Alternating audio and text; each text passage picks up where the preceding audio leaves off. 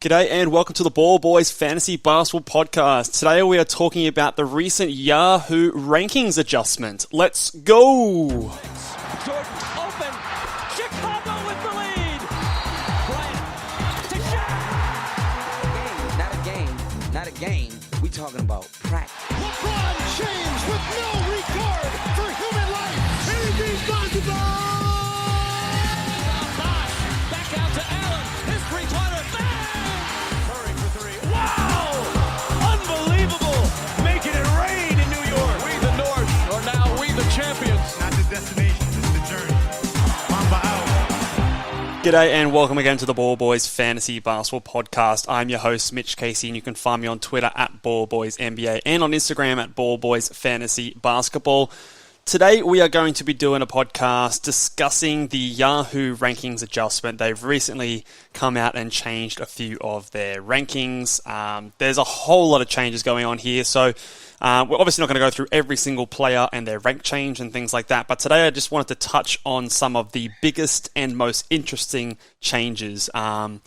If this is their final rankings before the start of the draft season, then I might do a sleepers and a bus another video on that in particular, but today I'm just kind of focusing on the ones that really caught my eye, noticing that they were in a different spot to where they were last time. So I think they'll probably change again between now and the start of the season. We still have a month or just under a month before the season starts, so Yahoo will continue to tinker, and I think sometimes they even tinker into the start of the season, so their picks look a little bit better than what they were before the season. So that's what we're doing today. If you are a ballboysnba.com subscriber, I will be doing a rankings shift and adjustment with a lot of the injury news that we've had the last sort of few hours. I've recently just got back from a camping trip where I was out of cell phone reception and couldn't really do many of those adjustments, so perhaps by the time this video comes up, the rankings over at the ballboysnba.com season guide has changed.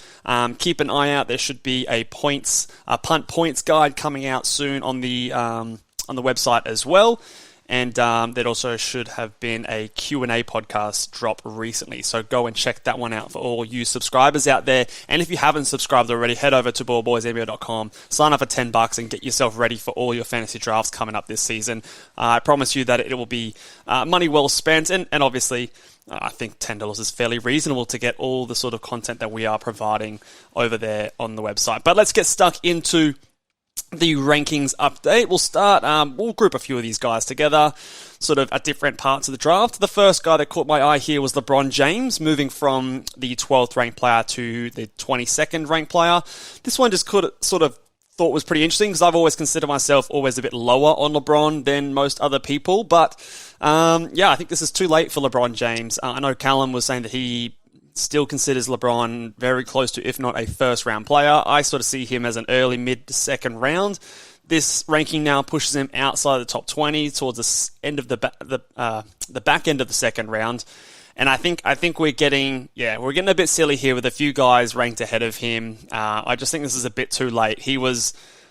I feel like he was the third or fourth ranked player last year in 9 category leagues, so including sort of turnovers and free throws and all those sort of things. Now, I expect him to fall back. He's obviously older, and you need to sort of take his games played with a bit of a grain of salt. But when a guy can put up first-round value, I don't think and he is healthy currently, I don't think you can slide him back that far. So at 22, I think it's a little bit too far back. And interesting, because LeBron is typically a guy that gets overhyped, overdrafted in most situations, that he's sliding back to number 22. So that one was a surprise to me for sure. So, I think that's a bit too low for him.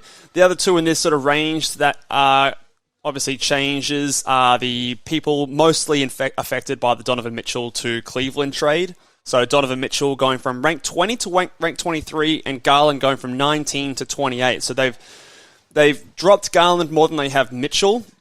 I actually still think that this is a little bit too high for both of them, in my opinion, and I would actually have Garland ahead of Mitchell just because of the value of his assists. I think that Mitchell also has the risk of his steals dropping off, where he posted career highs last year. I think it was about 1.4, 1.5 per game. If that drops away, you're going to see a drop in his value a little bit. It's good that they've obviously adjusted them, but especially Donovan Mitchell at 23, I still think it's too early. I don't think he's a second-round player. I think he's definitely a third, if not like an early fourth. If you're punting field goals, it definitely helps, but I still think that especially Donovan Mitchell at 23, it's a bit too high for me. I do think that you're going to see a drop in his points, his assists.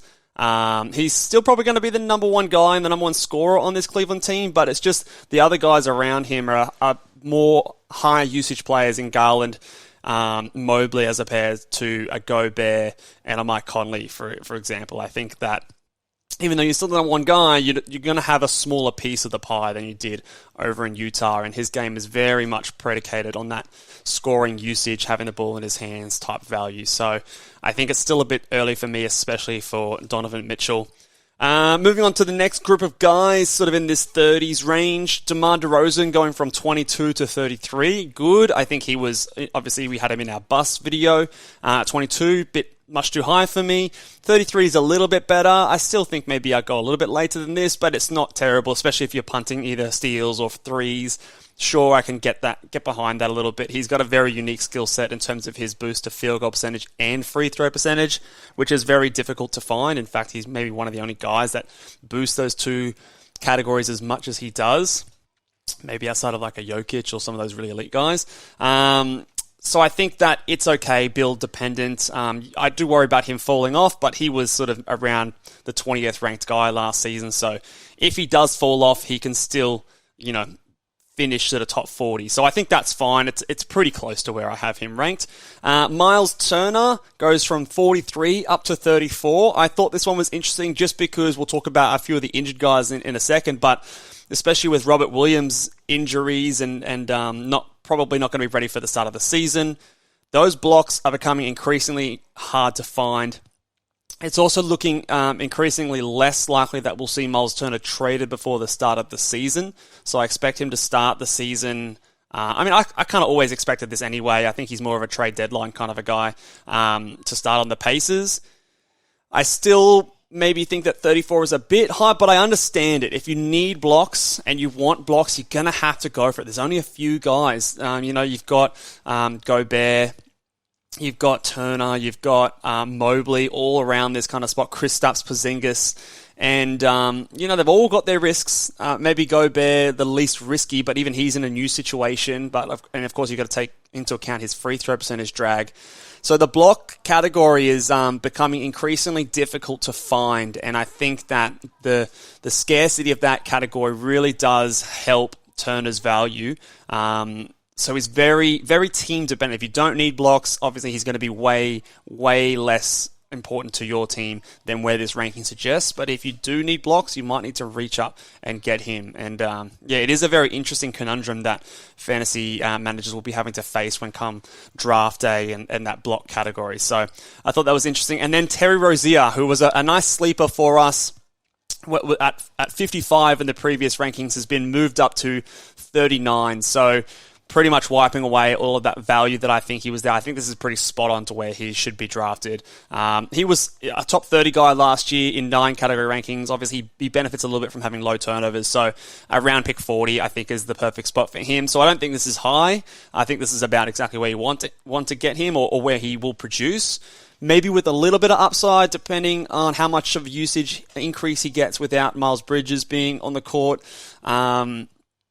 But I wouldn't really want to bank on that. So I think this is about where I would have him. So, I can't really consider him as much of a sleeper anymore, although I still think that people might be prone to scrolling past him because he's just not a sexy name. The Hornets are a bit of a whatever franchise. There's not much going on there outside of the Bridges stuff. So, you might see, even though his rank has increased, people might still be scrolling past his name. So we'll see where his ADP is and where he goes on drafts. All right, into the next little group of people, into the late 40s, 50s. Desmond Bane has come up from 57 to 49. I'm actually going the other way on Bane. I think I probably agree more with the 57 ranking. I'd have him in that late 50s, 60s kind of range. His ranking on a 9-category league is probably going to be around this, But just the reliance on threes, the reliance on efficiency, low turnovers, his value doesn't actually scream to me like a top 50 kind of guy. He's similar to like a Michael Porter Jr., but maybe to a lesser extent the year that everyone was getting really excited about him, because if his shooting comes down even just a little bit, it's going to really hurt his value, reducing his points, threes, and field goal percentage. You've also got Dillon Brooks coming back into the mix, who missed a big chunk of the season last year. Even though DeAnthony Melton is gone, Brooks is going to still be there, and he's probably more of a usage soaking up guy than a DeAnthony Melton is. So maybe we're getting a little bit too excited about Bane. I think that, just what he brings to the table in terms of the threes, decent steals, they can be found later in the draft. So I'd rather still be trying to look for guys who can give me assists or blocks or lots of points or rebounds or something like that at this point in the draft. And Bane just doesn't really give me those in high quantities. So I just think that the value of what he does do is not as important to grab at this point in the draft. So a little bit too rich for my blood for him.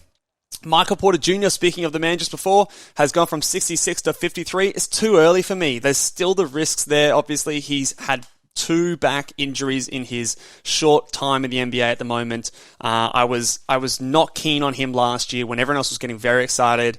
I had him as a bit of a bust candidate. In fact, I had him as one of the biggest bust candidates. And not to say that I was expecting to play 9 games and shoot like 29%, but his mid-50s in shooting I never thought was something you could realistically rely on. If he does that again, now that Jamal Murray is there, sure, he could be around that 50 to 55 kind of a guy like he was the year before. But I just don't want to take him there with the risk of his injuries. You're getting no discount for his injury risk and his history there. He's going to be a bit rusty coming off a year off. So to me, whilst he could finish here, I just don't think there's any value, and there's a lot of downside at this point. So for me, it's a bit too high. Next guy here is Shai Gilgeous-Alexander. Obviously, with the news, he has dislocated his shoulder. They say they're going to reevaluate him in 2 weeks. So it hasn't been confirmed he's going to miss any time in the regular season. I'm slightly optimistic that it won't affect his season too much. But obviously, we've seen Shai have a myriad of different injuries in his early career. Now, some of you might say that that's just the OKC Thunder tanking and all those kind of things. I don't necessarily think so. He's the plantar fasciitis injury, I think I remember from a couple of years ago, was one that kept him out of a few tournaments in the off-season.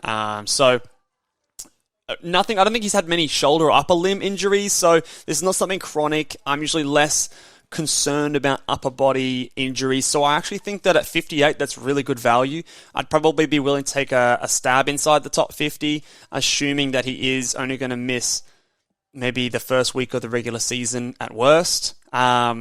Similar to like a Chris Middleton, I'm kind of treating this way, and I think that Shai has a much higher upside than Chris Middleton. So when I've got someone like that instead of my mid-40s, I think for Shai, between those late 30s, early 40s would be about where I'd be wanting to go with him. I know people were obviously downer on him because of the tanking and the Thunder and things like that, and I've always been a little bit higher on Shai than most people. But for me, at 58, that's awesome value. It's not a lower body injury. He can still keep up his conditioning so I still think that he can be a bit of value, and if you can get him at 58, then I think that's a good gamble to go with, in my opinion. And then I just threw Tobias Harris in here. Again, we're not looking at necessarily the biggest changes, but the ones that I just find the most interesting. The fact that he is still moving up rankings, going from rank 65 to 59, is just crazy to me. This guy is my biggest bust candidate of the entire season this year. So last year it was Michael Porter Jr. This year it's Tobias Harris, man. What are we doing pushing him up inside the top 60? He is outside the top 100 for me. He was really bad after James Harden came in. Now you've gone and signed traded for DeAnthony Melton. You've signed PJ Tucker. He's older than 30 years old. He doesn't give me any steals, any blocks. The threes are low. Like, he just doesn't do anything exciting. He's not in a head-to-head category league. You want those guys that are peaks and valleys, you know what I mean? That they're really good in a few categories, and he just doesn't have anything there. He's below average in basically everything he does, and there's just zero upside. So Tobias Harris just going to up in rankings. is just, it's hilarious to me. I can't see it. When you've got Shea at 58 and then Tobias Harris at 59, like there could be 100 ranking spots difference between these guys come the end of the season. I definitely know who I would rather be taking the punt on. Even though one's injured and one is healthy at the moment, there's just, to me, Tobias Harris, huge bust candidate.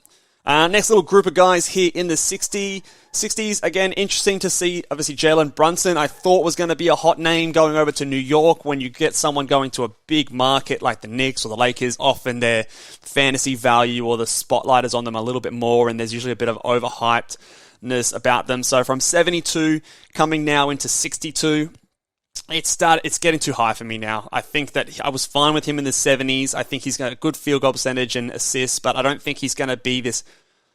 I don't know if he clears 20 points per night. I see him more as like a 17 to 18 point a night guy, 5 or 6 assists. He doesn't shoot threes at a high volume. The defensive stats are not there. He's not a huge rebounder. So he's nice, he's good, he's solid, but I don't see super high upside with him. Yeah, and at 62, I think there's just better guys around at that point, personally. He's safe. He's not necessarily a bust at this point, but I just don't know if he's, I don't know if he's going to return this level of value, and I think there's some pretty lofty expectations for Brunson out there.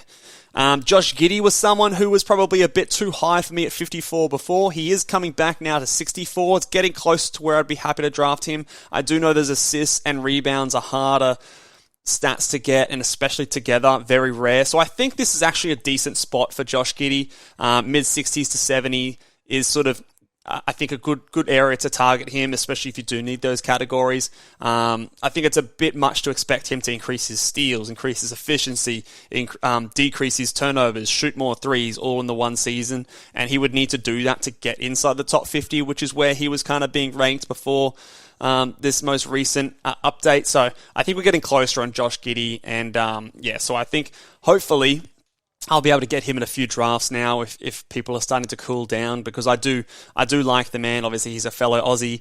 He's super young. I don't think he might have even just turned 20 or something like that. So I do like him, but I am glad to see that we are starting to just cool our jets a little bit on Giddey compared to where he was earlier in the preseason. And then the last one here in this little group here, Franz Wagner, going the opposite way from 79 to 66. Obviously a bit of hype with him at the Euro basket that was going on recently. He was playing really well. 66 is starting to get a little bit high, a bit like Jalen Brunson. I kind of had those guys in a similar kind of area. So 79, I don't think it was too bad. So maybe somewhere in the middle is about where I have him.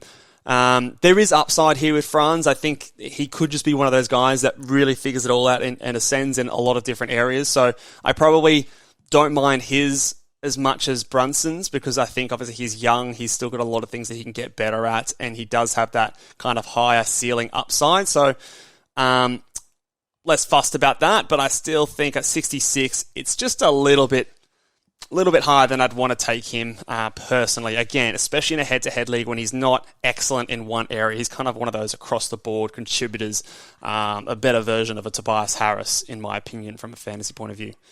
All right, into this next group of guys in the 70s, early 80s. Al Horford, obviously, is a big beneficiary of one of the injury news that we've seen in terms of the Robert Williams trade. We'll get to him in a second. But Al Horford going from 105 to 75, so up 30 spots. It's bold. It's a decent change, one of the bigger ones on the list here, but I think I understand it. I'm still concerned about when Robert Williams comes back, how cautious they are with him. He's super important to the Celtics when it comes to their playoffs hopes and their championship aspirations, so they're not going to take any risks with him. But their frontcourt depth is pretty poor. There's not a lot of guys backing them up. With Al Horford out, you're going to have to see a lot of Grant Williams at the 4, Al Horford at the 5, which I think is better for his fantasy value. So I think on a per-game basis, that's fine for Al.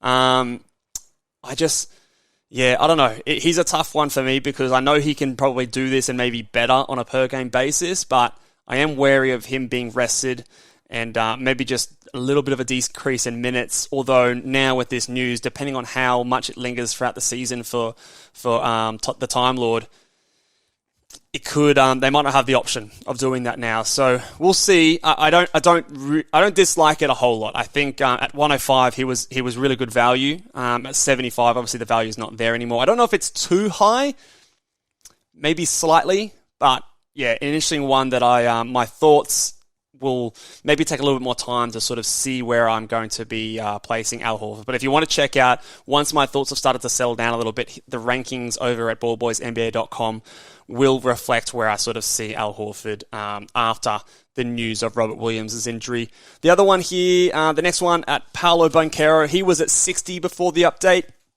moved back to 77. I think that's perfect. I think that's exactly where we want to have him. At 60, it was too high. It was getting a bit too... Paolo's exciting. He's the number one pick, and often the number one picks in drafts obviously get overhyped in fantasy circles. He's got his deficiency. The defensive stats aren't really there in high volumes. I don't think the threes are going to be there in high volumes, but points, rebounds, assists will be good. The percentages will be probably below average for both.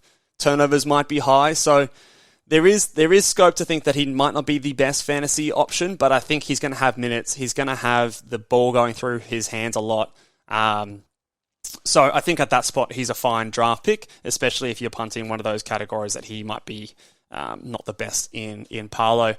And this one is maybe one of the biggest ones to talk about here. Robert Williams, going from 36, which to me was already too low for him, to 78. Now, he's had surgery on his meniscus. Obviously, I think it was his right meniscus. Now, this was the knee that he was injured during the playoffs. It's the same one he had surgery before the playoffs. I think it was in April. Or was it late March? I can't quite remember. So he had a repair, not a removal. So I think that means that the timeline is shorter, but it might not be the best in terms of long term, which does concern me a little bit. I wonder why the Celtics are doing that. And obviously there's the news with the Celtics head coach at the moment, and there's a few things up in the air with Robert Williams. What we do know about Robert Williams is he is a fantasy star. He was, I think, in 30 minutes a night last year. If I just go to have a look at my stats here. Hold on a second, guys. So Robert Williams, in 29.6 minutes per night last year, in a 9-category ranking, he was the 15th ranked player last season. If you're punting points, he was the 5th ranked player. So super, super valuable. Obviously, you're going to get a lot of the value in blocks and field goal percentage, but he gives you decent assists from the center. The rebounds are really good. The steals are nice from your center, getting close to, or if not, 1 per game. The free throw percentage won't kill you. Obviously, low turnovers. So low points and low threes, cool, that's fine. But the injury concern, obviously, it's legitimate. It's real. Now, I was okay to draft him in the late second, early third round, because obviously the reporting from the Celtics was, okay, no, he just needed some rest because they had a deep playoff run. They kind of rushed him back to get him there, so he just needed a bit more rest and time to ramp it up. Obviously that didn't work. He was still experiencing symptoms, so they've gone for surgery, which is frustrating. It's frustrating they didn't do this sooner. So it's definitely a worry. But I think that the upside for Robert Williams, especially if you're in a punt points or a punt threes team, he could legitimately return you top 10, top 5 value. So for me, at 78, it's too low for me. I think you take him sooner. I think that you take him closer to 60, mid to late 50s, I think, depending on your need and depending on your team. Again, we talk about blocks and the scarcity of blocks. I trust a Celtics organization more than I trust a Memphis organization when I compare him to someone like Jaren Jackson Jr., who's also going to start the season injured, but again, for a bit longer on their timeline, and he's also... we've had experiences with JJJ and the reporting on there from the Grizzlies. So when the Celtics say that timeline, I think they've extended it out now to, what did they say? Is it 6 to 8 weeks? I should actually have a look at that one. One moment while I bring that up. I think they said, I think initially it was 4 to 6, but then the wording on that changed. 8 to 12 weeks. So it's a decently wide range of outcomes. So maybe we should go a bit more based on the 12-week mark. So if we're about 4 weeks away from the season, it means he's probably going to miss 2 months of the season. So he's out for October. He's probably out for November. So maybe he's back mid-December would be my guess. So again, my thoughts of these are still evolving. So I'd be taking him before Jaren Jackson Jr. I do know that. So at 78, you know what? Actually, I'm talking myself back into.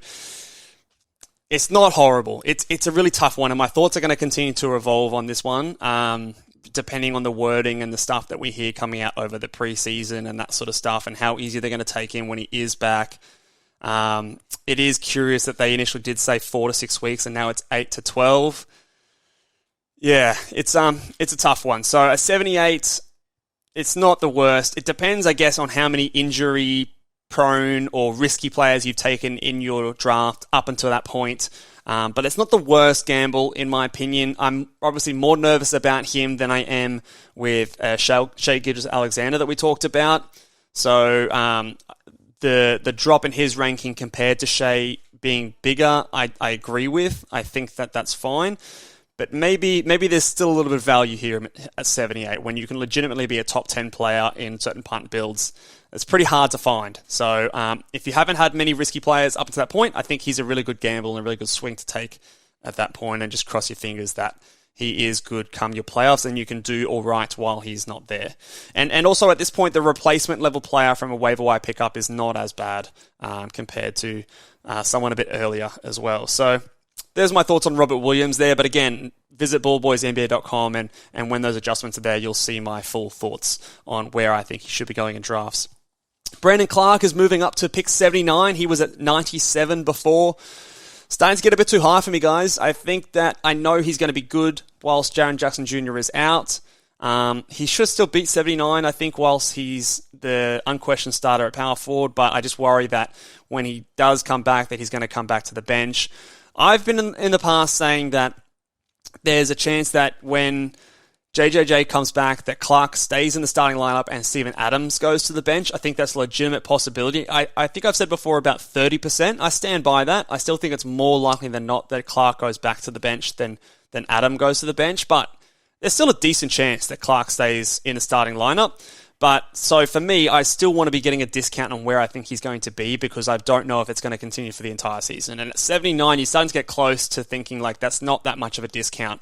He might be a top 70 guy just in that starting lineup role, but so you're only really getting like a round of spot, half a round of spots value whilst he's the unquestioned starter, and then there could be maybe 40 to 50 spots of downside once JJJ comes back. So for me, that's a bit too much, bit too rich for my blood for Brandon Clark, so I think he's going to get pushed too high. And then Colin Sexton here in this group, going from 131 to 82. I think that's about right. I might have him a little bit further back just because his stat lines are pretty empty, but the scoring is going to be very, very hard to find.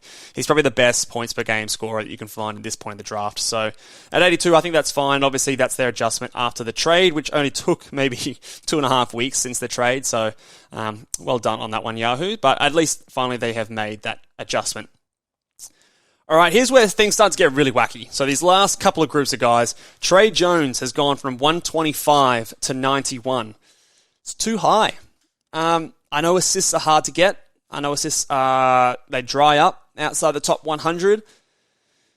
I know Jones is supposed to be the starting point guard at San Antonio, and this could be fine. It could work out, but there also is a risk that it doesn't, and it's a wasted pick. I don't think it's egregious. I don't think it's horrible, but I would want to be taking him closer to pick 110. So at 125, I think there was a bit of value, and that was good.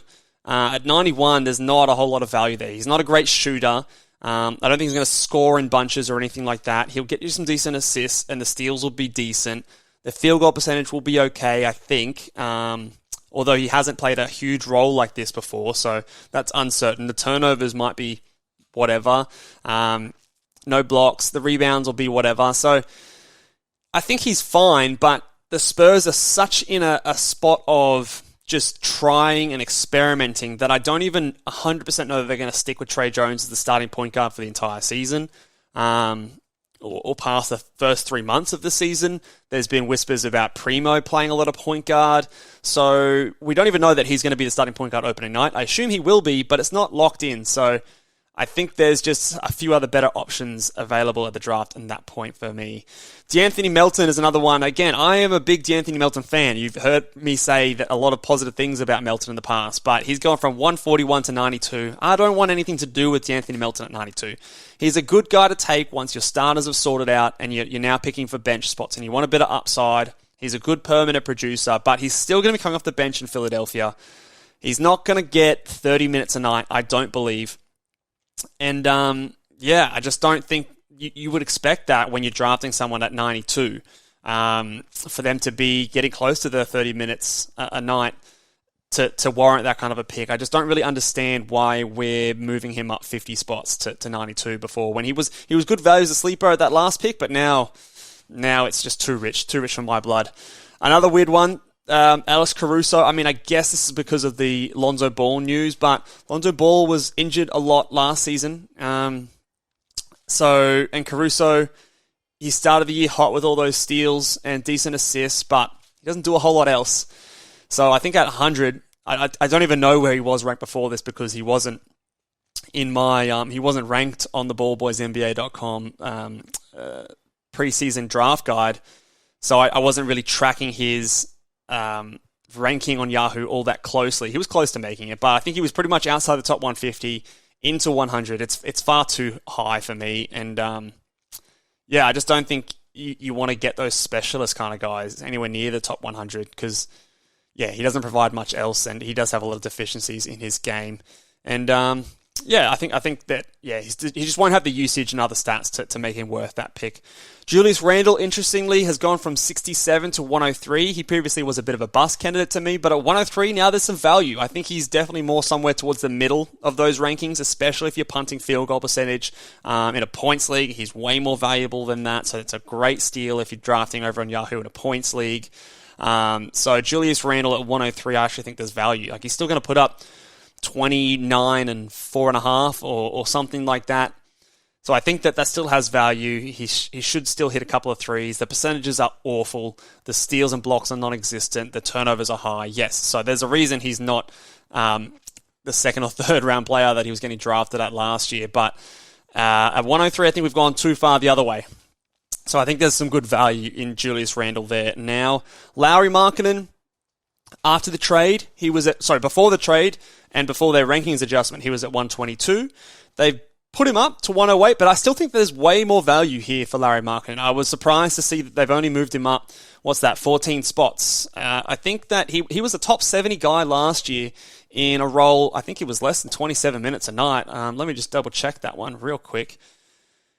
He played 31 minutes a night and was the 70th ranked player in a 9-category ranking. Playing predominantly as a small forward, obviously. I think he goes back to power forward, which I think helps boost his rebounds a little bit. He's not going to be playing next to Jarrett Allen and Evan Mobley. Now he's next to Walker Kessler and Vanderbilt. So I think even though Vanderbilt's a good rebounder, I still think that he will get a boost to his rebounds a little bit there. He looked really good in Eurobasket. Not that that's a huge indicator, but it's at least a positive thing. So at 108, I still think there's a bunch of value there. So especially if you're punting blocks or punting assists, he is definitely someone that can be super valuable as a guy to get you those points, threes, and rebounds, and decent percentages, especially the free throw percentage.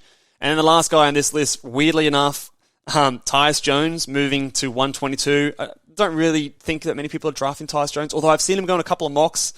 I don't know if that's people getting him confused with Trey Jones, but Yahoo boosting up to 122. What's changed with Tyus Jones? He's a backup point guard. Why are we bothering drafting him? I don't quite get it. I thought that was quite funny that he's at 122. He's moving up the rankings when a lot of these other guys are going back behind him. And in this next group, this just gets real wacky. So keep in mind that Tyus Jones is ranked ahead of these next 6 groups of players, because that just makes absolutely no sense to me at all. So let's look at this next group of guys. Jabari Smith has gone from 96 to 137. Jalen Smith from 89 to 142. Jaren Jackson Jr., 83 to 147. Lonzo Ball, 91 to 150. Isaiah Jackson, 85 to 152. And Isaiah Suggs was already at 155, and they've still moved him back to 172. So this group of guys, there is tremendous value in all 6 of them. In particular, the first 2 players, I think there is just so much value. Jabari Smith Jr., I was already saying, was a huge sleeper at 96, and they've moved him back 40 spots. What are we thinking here? Do you think he's coming off the bench? That has to be the only rationale behind this ranking, because he was the 3rd pick in the draft. His fantasy translations are awesome. He's a great 3-point shooter. He gets steals. He gets blocks. He can rebound. He's not going to turn the ball over because the ball's going to be in Kevin Porter Jr.'s and Jalen Green's hands, Şengün's hands. They're going to be distributing. So all he has to do is play defense and hit threes, get rebounds, and he can have an awesome fantasy game. This is the biggest steal, the biggest sleeper in the draft at the moment. If you're going off these rankings, and people will be married to these rankings if you're drafting on Yahoo, Jabari Smith Jr. to me is the biggest sleeper in fantasy basketball right now. I'm a huge fan of his, and maybe I'm too high on him, but at 137, if it doesn't work out, you just drop him. This guy has legitimate top 50 upside. Maybe that's a long shot to get there. I don't think it's a long shot to get there if you're punting field goal percentage. His field goal percentage will be bad. But if you punt that category, he is just so good at a lot of other areas that, I can't. I'm really confident with how his stats translate. I'm confident in his minutes and his roles. So Jabari Smith Jr. to me is just enormous value at 137. Jalen Smith at 142 is also crazy.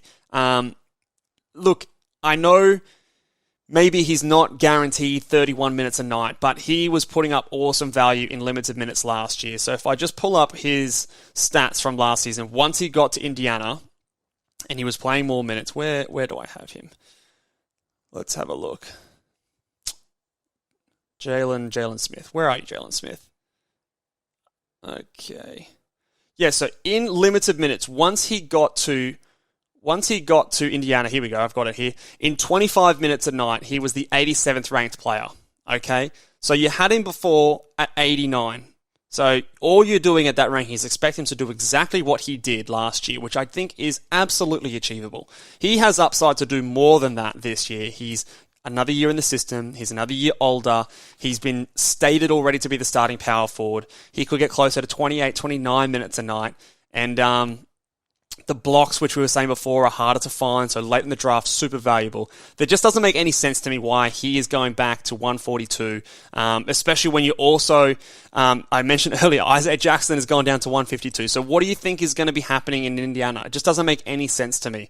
So Jalen Smith, amazing value. 89 might even have been too low. He had upside to be a top 70 guy. I think he's a big breakout candidate. Someone who I feel really confident in as long as he is getting the starting power forward role there in Indiana. And I don't see any reason as to why he wouldn't, because they don't really have many other power forwards on that roster. And maybe it's the fact that now maybe Yahoo before was thinking Myles Turner was going to get traded, but yeah, I don't know. I don't quite understand it. I don't quite understand it now. So yeah, Jaren Jackson Jr. and Lonzo Ball both getting further bumps down the board. I think where they had him before were both probably a bit too high, but now I think it's far too low. So there's no reason to me why, if you haven't got all your starters picked, as soon as you're starting to pick for bench players, Jaren Jackson Jr., Lonzo Ball both have top 50 upside. You take a swing on them, you put them on your IR spot, and then you can grab a guy off the waiver wire who still might return top 120 upside. I think it's totally fine outside of pick 110 to take either of those guys. Maybe Jaren Jackson Jr. even sooner than that, because I'm probably less concerned with his injury than I am with Lonzo's. And I think that, that's just tremendous value, and I would be shocked to see if them go that late in drafts, because they're just guys with top 50 upside you can't get at this point. So stick them on your IR, grab some guy off the waiver wire as soon as the league finishes its draft, and then it's not as big of a gap. So for me, they're too low. Isaiah Jackson. Now, this guy has been all over the shop. I think he was around this spot before. He moved all the way up to 85, which I was like, whoa, hold on, guys. Let's pump the brakes on this. I know he's a hype guy. I know we all get excited about him, but it's too high for me. But now he's gone to 150. Insane. It's awesome, awesome, awesome value. I've said this before. I said this on our breakout podcast. He has legitimate top 40 upside. Now, he will beat this ranking at 152. He will beat this ranking as a bench player. It is absolutely absurd how good a fantasy player this guy is. So even if nothing changes, he will beat this ranking because of his blocks, his field goal percentage, his steals. He's scored decent points in limited minutes as well. So last year, in the second half of the season, he played 18 minutes a night and he was the 126th ranked player. So already you've got 26 spots of value. In 21 minutes a night, he was the 98th ranked player. So top 100 value in 21 minutes a night.